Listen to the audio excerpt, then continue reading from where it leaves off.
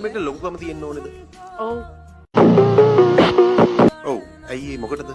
තියෙන්න ඕනේ. ඒක කෙල්ලෙක් වුණාම ලොකුකමින් ඉන්න ඕනේ. ඔයත් එහෙමද? ඔව් මාත් එහෙමයි. දැන් ඔයාගේ පස්සෙන් යාළු වෙන්න පිරිමි ළමෙක් එනවා නම් ඔයා කොහොමද එයාට කතා කරන්නේ? එයා ඉස්සරහා කොහොමද හැසිරෙන්නේ? ගණන් ගන්නෑ. ගණන් ගන්නෑ.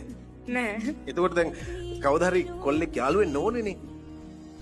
ඔව්. එතකොට කොහොමද හැමෝම ගණන් ගන්න නැතුව හිටියාම? එයා දැනගන්න ඕනේ මගේ පස්සෙන් එන්න.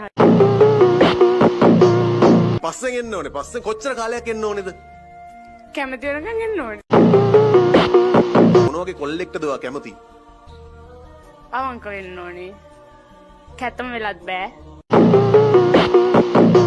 සල්ලි තියෙන්නත් ඕනේ.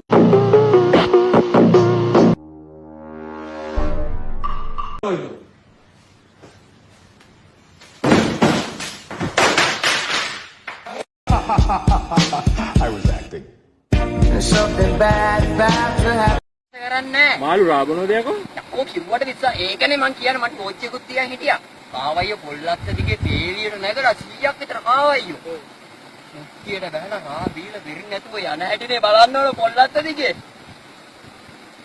ඊට පහුවෙන්ද පොල්ලත්ත කපලා දැම්ම මුක්කිය බිරෙන්න රා තියනවයි කියනකෝ. කාවයියෝ එන්න ගුරුවක් කිව්වා.